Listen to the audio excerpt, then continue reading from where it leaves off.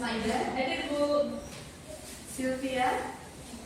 Izin Bu, izin. Oh, izin. Kemana Mbak Sylvia? Ada acara nanti. Terus Bapak Hadir. ini baik hadir semua ya. Iya. Oh iya, Ibu baru sebentar 14 tidak ada yang punya. Hai Bu. Pinjam-pinjam. Bentar ya.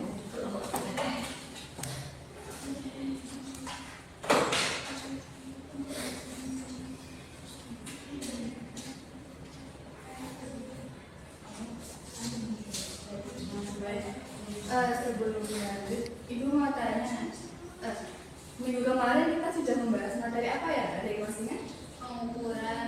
Pengukuran. Terus, bukan satunya Fluida. fluida. Statis. Baik.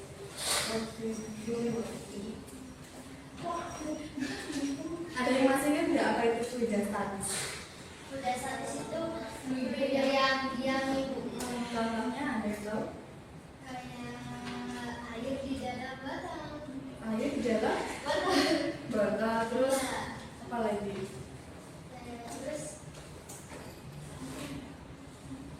Terus lupa Ibu. Ya baik. Sebentar kita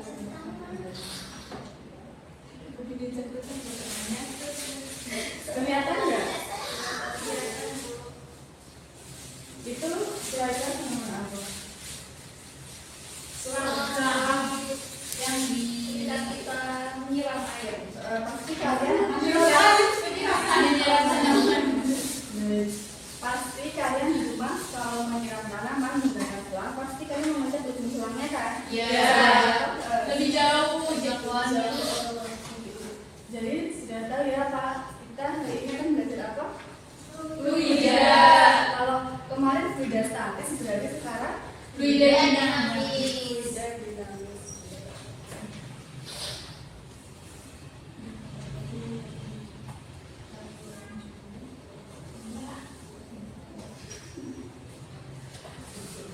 Ada yang tahu nggak apa itu fluida dinamis? Fluida yang bergerak. Bagus, bagus. Fluida dinamis. Ada.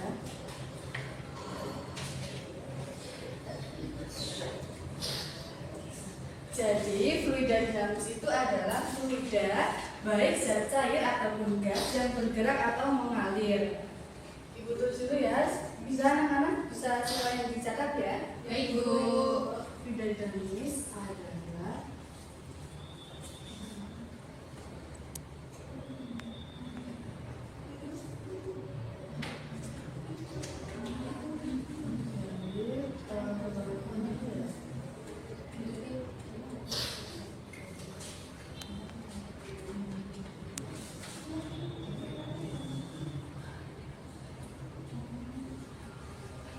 yang bergerak atau mengalir.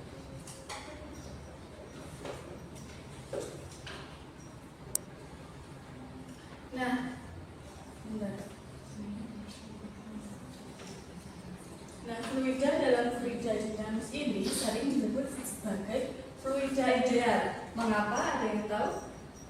Kok bisa dikatakan sebagai fluida ideal? Karena fluida ideal memiliki ciri-ciri sebagai berikut. Sebentar.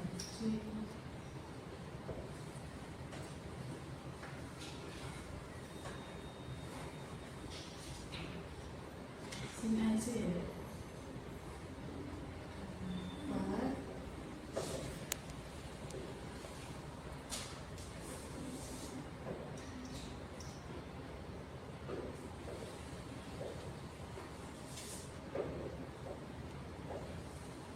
Kenapa fluida ideal? Karena memiliki ciri-ciri.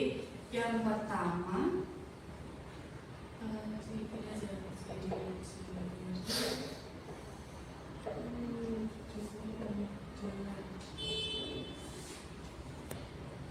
yang pertama itu tidak termanfaatkan atau kompresibel, yang dimana volume dan massa jenis fluida itu tetap sama meskipun diberi tekanan. Bisa dikatakan tak termanfaatkan.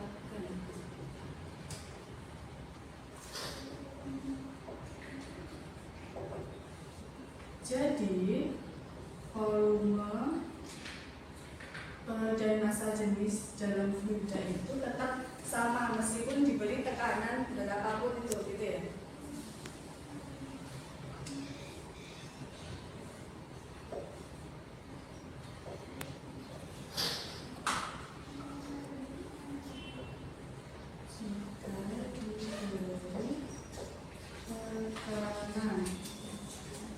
Kemudian yang kedua alirannya itu laminar. Jadi aliran laminar ini tuh aliran fluidanya tuh bergerak lurus dan sempurna gitu, tidak bergerak acak atau turbulensi. Aliran atau bisa juga disebut aliran yang stasioner.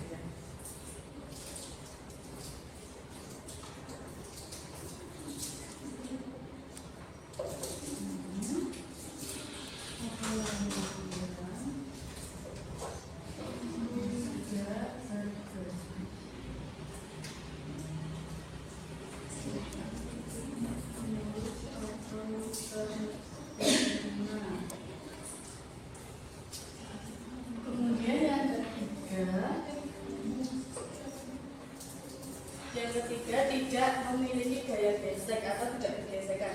Jadi misalnya ya, gambar pipa. Ini alirannya ya. Jadi aliran fluida itu tidak bergesekan dengan dinding lapisan pipa. Jadi sehingga tidak ada gaya gesek. Tidak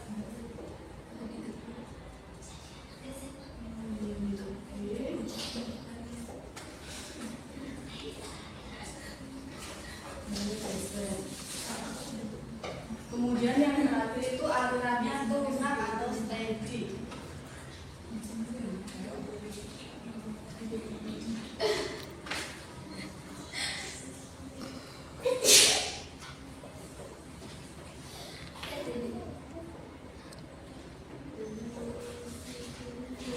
Jadi aliran lunak atau steady itu kecepatan fluida itu akan tetap konstan terhadap waktu, gitu ya. Jadi meskipun waktunya berapa sebenarnya, tapi volumenya atau debitnya tetap sama.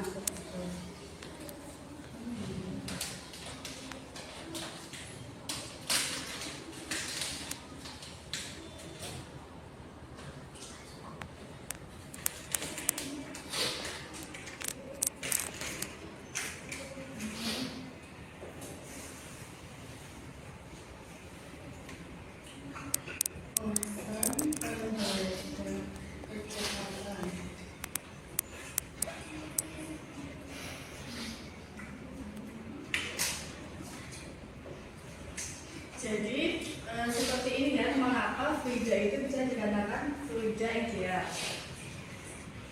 Nah selanjutnya ada besaran-besaran dalam fluida dinamis ini untuk mengukur tekanan dan juga kecepatan volume fluida. Yang pertama ada debit. Debit itu aliran besaran.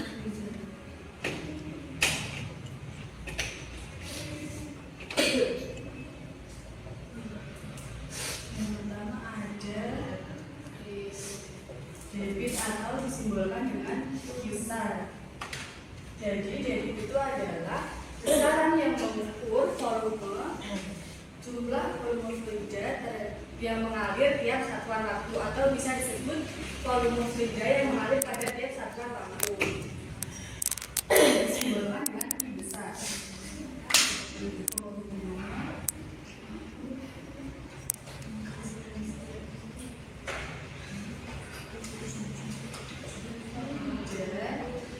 Yang mengalir pada tiap satuan waktu. Nah, secara matematis itu dituliskan seperti Q besar sama dengan V per T, yang dimana Q apa yang kita satuannya meter kubik per second. Kemudian V, volume fluida satuannya meter per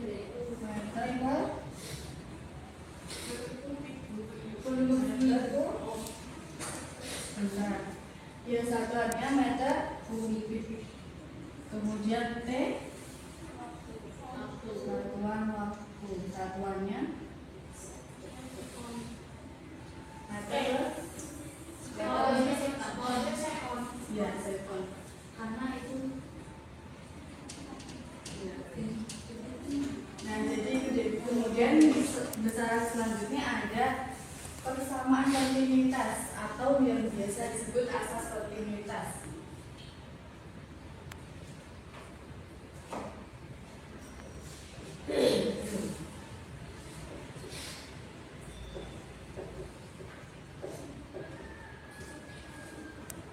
Apa itu persamaan kontinuitas? Ada yang tahu, ada yang bisa baca bukunya mungkin?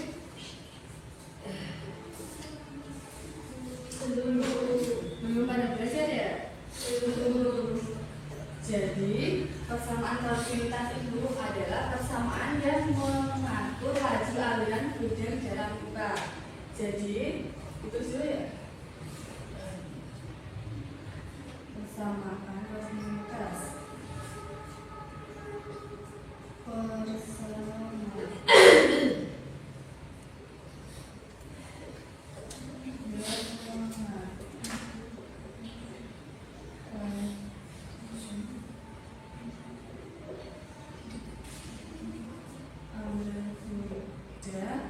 Di dalam pipa.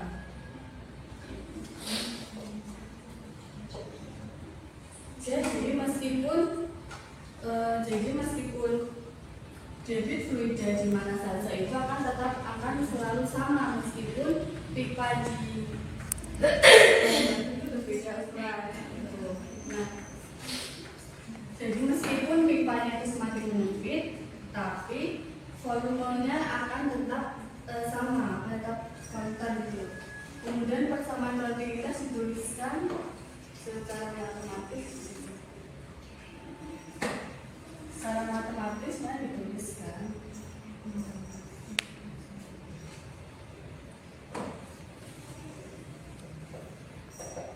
A1 dan P1 sama dengan A2 dikalikan P2,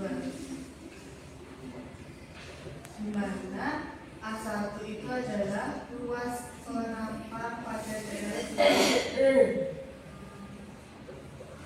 Satuannya apa? Meter per segi. Kemudian sama yang A2 juga luas penampang pada daerah yang kedua. Satuannya meter persegi. Kemudian V1 adalah volume kecepatan fluida.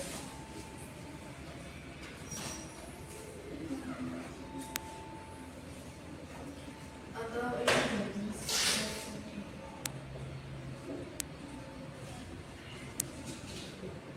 fluida di daerah pertama satuannya meter per second.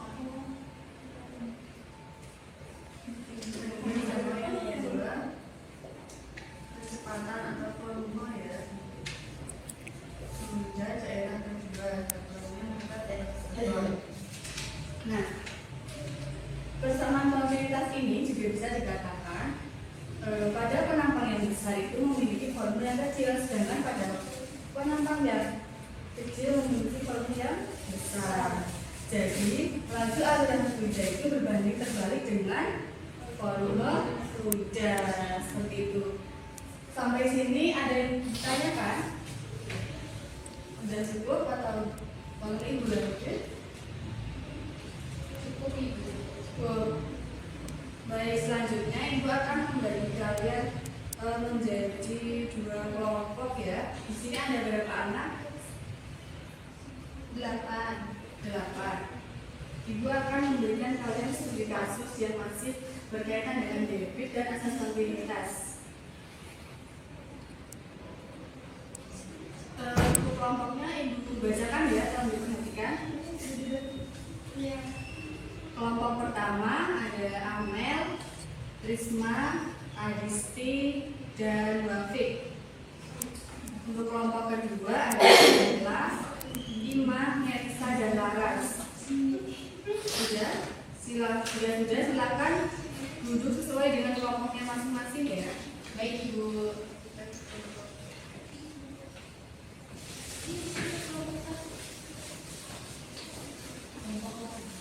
Kelompok 1 bisa di sini, kelompok 2 bisa di sebelah sini ya.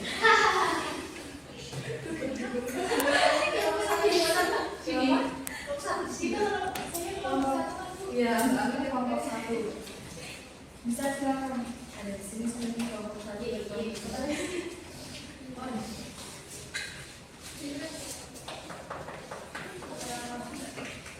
Sudah sesuai.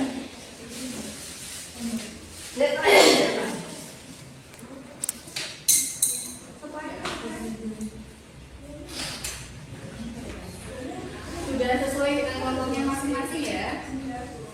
Baik, jadi bisa diperhatikan sebentar. Ibu nanti akan memberikan kalian studi kasus untuk menganalisis bagaimana perubahan debit dan volume pada materi berbeda dinamis. Nanti dituliskan ya nama kelompoknya. Kemudian Ibu lupa nanti di sini dituliskan kesimpulannya aja secara singkat ya. Baik, bisa dimengerti? Bisa. Oh ya, satu lagi nanti setelah diskusi masing-masing kelompok untuk hasil presentasikan ya. Ibu bagikan kelompok 1, kelompok 2. Ini bisa lanjutin kan? Biar bisa diskusi ini. Nah, nanti jika masih ada yang belum mengerti bisa ditanyakan ke Ibu ya. Bisa dimulai diskusinya.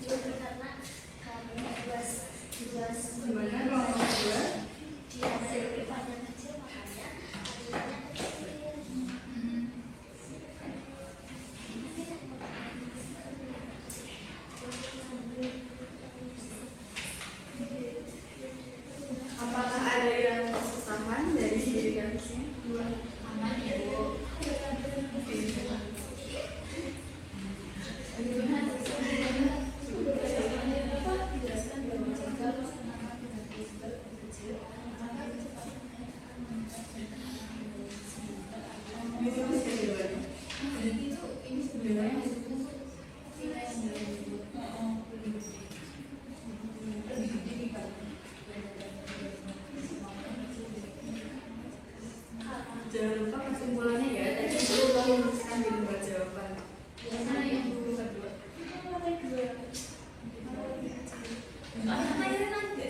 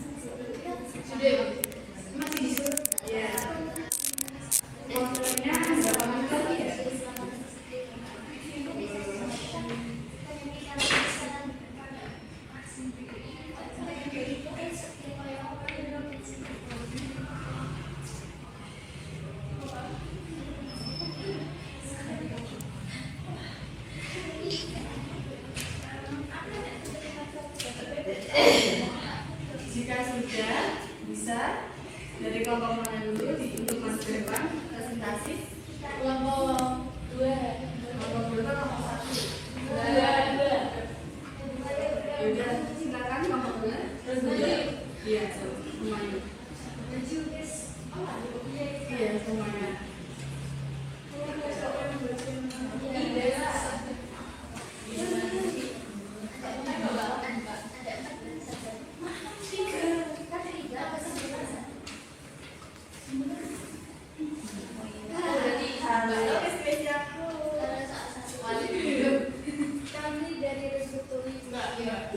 Salam dari Rejumawan. Diperhatikan ya, Ibu. Oke. Oh iya, ini saya akan membacakan kasus yang didapat. Sebuah sekolah memasang sistem penyiram tangan otomatis. Sumber air menuju sebuah pipa utama, kemudian disambungkan ke beberapa selang yang masing-masing terhubung ke sprinkler atau kepala penyiram. Tetapi ketika alat dinyalakan, semprotan air dari 2 sprinkler sangat kuat, sementara 3 lainnya sangat lemah. Pihak sekolah bingung karena semua sprinkler memakai selang dengan panjang yang sama. Nah, jadi soal yang pertama, jika semua selang memiliki panjang yang sama, mengapa semprotan air pada beberapa sprinkler lebih lemah? Kenapa? Kenapa? Nah, tadi kan ada 3 sprinkler. Dengan pertanyaan pertama, jika semua selang memiliki panjang yang sama, mengapa semprotan air pada beberapa sprinkler itu lebih lemah?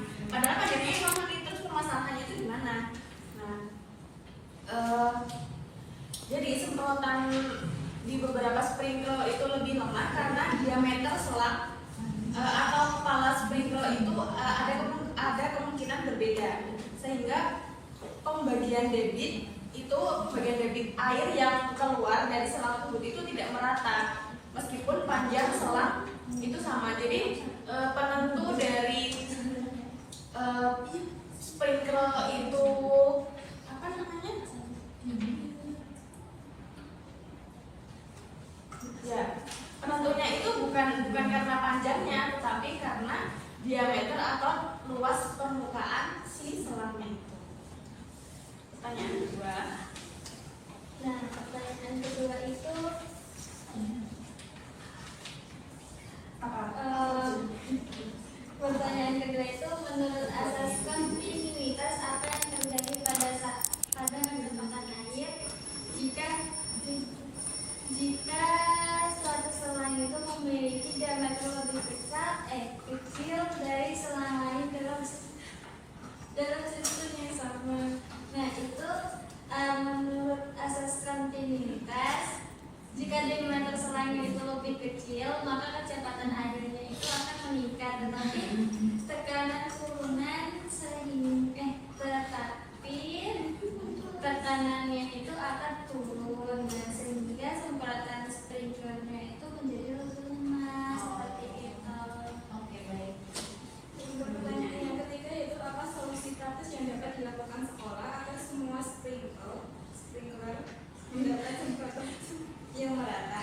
Nah, dari kelompok kami itu solusinya adalah yang pertama itu menyamakan diameter semua selangnya dan jenis kepala sprinklernya. Nah, untuk yang kedua itu memastikan tekanan pipa utama itu cukup untuk memasak seluruh kejebangan. Yang ketiga menggunakan flow regulator agar debit terbagi merata. Yang keempat yaitu menghindari sambungan yang menyempit atau belokan tajam. Nah, untuk kesimpulannya, kesimpulan dari kasus ini dan permasalahan ini adalah jadi penyebab utama semprotan sprinkle tidak merata karena diameter selang atau kepala sprinkle yang bervariasi. Kemudian perbedaan ukuran ini menyebabkan ketidakseimbangan tekanan dan debit air pada setiap cabang, dengan selang yang lebih kecil mengalami kehilangan tekanan lebih besar dan menghasilkan semprotan yang lemah. Sudah jelas ya dari kelompok kamu. Beri aplaus untuk kelompok 2. Yang ditutup ya? Ya. Selanjutnya kelompok 1. Kami ini kelompok 1. Kelompok 4.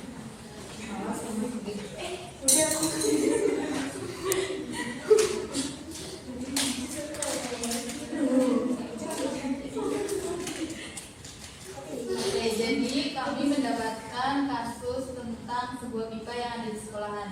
Sebuah sekolah sedang mengalami masalah pada sistem saluran air. Ketika kanan di lantai 2 dibuka, air mengalir sangat kecil. Namun di lantai 1 alirannya itu sangat deras. Kemudian petugas sekolah itu mencurigai bahwa beberapa bagian pipa memiliki diameter berbeda dan mungkin menyebabkan perubahan debit. Tugas kita itu yang pertama, mengapa perbedaan diameter pipa dapat menyebabkan perbedaan tekanan aliran air? Karena adanya perbedaan diameter pipa menyebabkan perbedaan kecepatan aliran, karena luasnya itu penampangnya itu lebih kecil dan membuat kecepatan aliran itu meningkat agar debit tetap dan konstan. Kemudian yang kedua, bagaimana asas kontinuitas menjelaskan perubahan kecepatan pada lantai 1 dan lantai 2? Untuk asas kontinuitas itu kita pakai yang A1 V1 sama dengan A2 V2. Nah, di situ menjelaskan ketika luas penampang di lantai 2 itu lebih kecil, maka kecepatan air akan meningkat dan tekanannya menurun, makanya alirannya serasa semakin lemah. Kemudian yang soal ketiga itu, tuliskan solusi dari permasalahan yang kita dapat berdasarkan konsep debit dan kontinuitas. Menurut pendapat kita, solusi yang bisa ditawarkan yaitu yang pertama ada menyamakan diameter pipa antara lantai 1 dengan lantai 2. Kemudian ada menghindari penyempitan pipa yang secara tiba-tiba. Kemudian ada memasang pompa tambahan atau booster pompa bila diperlukan. Terus yang terakhir solusi dari kita yaitu memastikan tidak ada penyumbatan yang memperkecil diameter efektif pipa, seperti kayak lumut-lumut yang ada di dalam pipa itu kita cek kembali supaya diameternya debitnya tetap berjalan. Seperti itu. Silakan. Nah, terus kesimpulan dari kasus yang pertama itu, kalau aliran air di lantai 2 itu menjadi lebih lemah karena terdapat perbedaan diameter pipa yang menyebabkan kecepatan aliran berubah mengikuti asas kontinuitas. Terus kayak dengan pipa yang berdiameter kecil itu membuat kecepatan airnya itu meningkat tetapi tekanannya menurun, sehingga air yang keluar itu terasanya itu lebih kecil. Dengan demikian masalah dari kasus kami itu terletak pada ketidaksesuaian ukuran pipa dan kemungkinannya itu adanya penyempitan atau hambatan